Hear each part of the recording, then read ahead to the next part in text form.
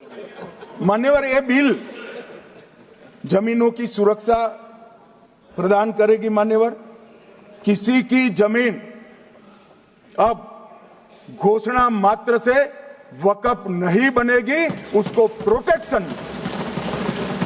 मान्यवर, पुरातत्व विभाग और एएसआई की जमीन को हम सुरक्षा देंगे। आदिवासी भाइयों की शेड्यूल 5 और शेड्यूल 6 की जो जमीन है वो सुरक्षित हो जाएगी। निजी संपत्ति जो आम नागरिकों की है वो भी सुरक्षित हो जाएगी।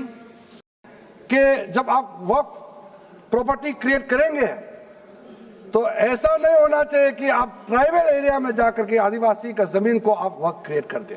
ये नहीं होना चाहिए। इसलिए हमारा देश के आदिवासियों का संरक्षण को ध्यान में रखते हुए शेड्यूल 5 और शेड्यूल 6 में आप वक्फ प्रॉपर्टी क्रिएट नहीं कर सकते हैं। ये एक महत्वपूर्ण अमेंडमेंट लेकर आया है। धन्यवाद अध्यक्ष महोदय, आपने इस वक्फ बिल पर बोलने का जो अवसर प्रदान किया। मैं और मेरी पार्टी इस जो बिल लाया गया है उसका हम पुरजोर तरीके से विरोध करते हैं। वक्फ बोर्ड जहां भी अंगुली रखेगा, जहां भी बोर्ड लगाएगा, वो प्रॉपर्टी वक्फ बोर्ड की हो गई।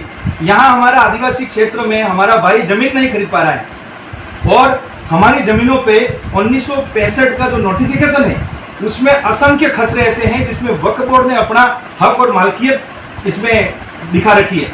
तो हम ऐसे क्षेत्र में ऐसे अनाधिकृत रूप से जो वक्फ की प्रॉपर्टीज हैं उसमें संविधान के दायरे में रहते हुए हम हमारी सुप्रीम कोर्ट और हमारे राष्ट्रपति के द्वारा जो हमें प्रदत्त अधिकार है शेड्यूल 5 और 6 में हमें प्रोटेक्शन दिया है। हम सरकार का धन्यवाद ज्ञापन करते हैं। और साथ ही साथ यहाँ विशेष तरह से जो हमारे यहाँ के सांसद हैं भारत आदिवासी पार्टी के, कल उन्होंने संसद में अपनी यहाँ की जनजाति प्रतिनिधियों के तौर पे जब यहाँ रहनुमा बनते हैं आदिवासी क्षेत्र के और वो कहते हैं कि हम आदिवासियों के हितैषी हैं और वो वक्फ बोर्ड बिल का कल जो अमेंडमेंट बिल आया उसका वह रिजेक्शन कर रहे थे, उनके हम उसके विरोध में हैं।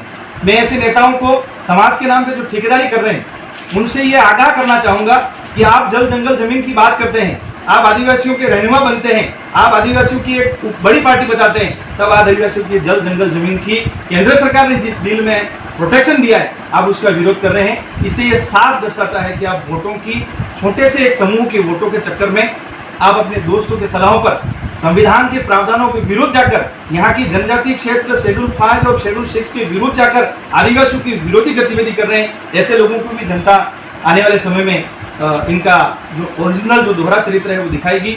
मैं आप सभी पत्रकार बंधुओं के माध्यम से यहाँ के जनजातीय क्षेत्र के आदिवासी भाइयों और आम सभी जनों से ये खुशी जाहिर करते हुए आपको बताना चाहूँगा कि पहले वक्फ बोर्ड में अगर जमीन अधिग्रहण की है तो वो वक्फ ट्रिब्यूनल में ही जा सकता था।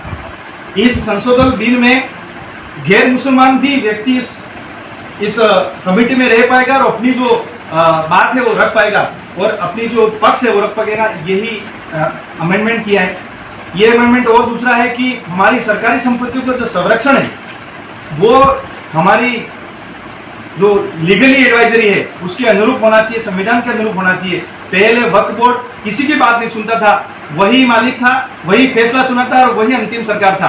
अभी इस संशोधन बिल में माननीय जिला कलेक्टर को यह अधिकार दिया है कि किसी भी जमीन पर अगर इसने हक जताया है तो उससे संबंधित जो निर्णय है वो गैर मुस्लिम और मुस्लिम के सहयोग के साथ मिलकर इसका निर्णय किया जाएगा।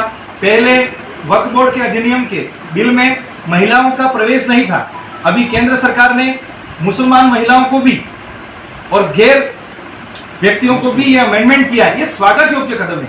आप एक मुस्लिम पर्सनल लॉ बोर्ड के अनुसार वक्फ बोर्ड 1955 के अनुसार आपको ये अधिकार दिया था कि आपके पास में जो जमीनें हैं, आपके साथ में जो धार्मिक स्थल है उसका आप संरक्षण करें, लेकिन आपने उसका दुरुपयोग किया और उसका पूरा श्रेय कांग्रेस सरकार को जाता है जो 2014 में संशोधन देकर उनको पूरा पावर दिया कि आप जहां अंगुली रखेंगे वो जमीन आपकी होगी।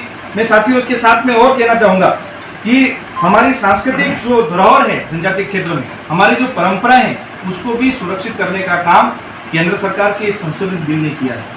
क्योंकि हमारे लोग सीधे हैं, सरल हैं और बहकाव में आते हैं। ऐसे ही हमारे कानूनी अधिकारों की सुरक्षा भी सरकार ने की है।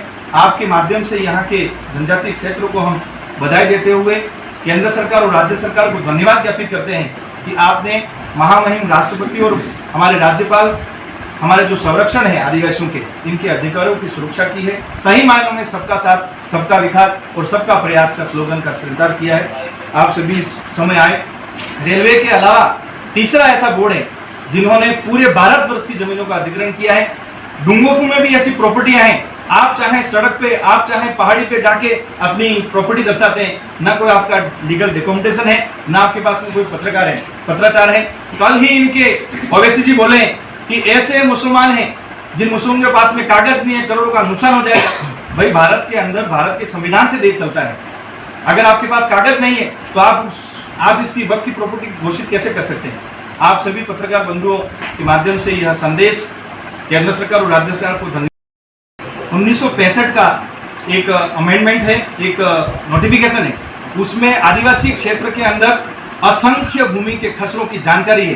क्योंकि ये समझिए, ये राज्य सरकार और केंद्र सरकार का विषय है और यह विचाराधीन विषय है, इसलिए पत्रकार रिपोर्ट में ये बात बताना जरूरी नहीं है। लेकिन अगर आप लीगली तरह से पता करेंगे तो आदिवासी क्षेत्रों के असंख्य जमीनें जहाँ पे मुस्लिमों के वक्फ बोर्ड के बोर्ड लगे हुए हैं, वक्फ संपत्ति लिखा हुआ है, वहाँ वो नमाज पढ़ रहे हैं। और ऐसे असंख्य ऐसे आपको मस्जिदें मिल जाएंगी जहाँ पर इनके कागज आज आप उठा के देखिए। हम तो सरकार को यहाँ कहना चाहेंगे, जिला प्रशासन को भी, कि जितने भी वक्फ बोर्ड की प्रॉपर्टी है उसकी जांच कर लीजिए।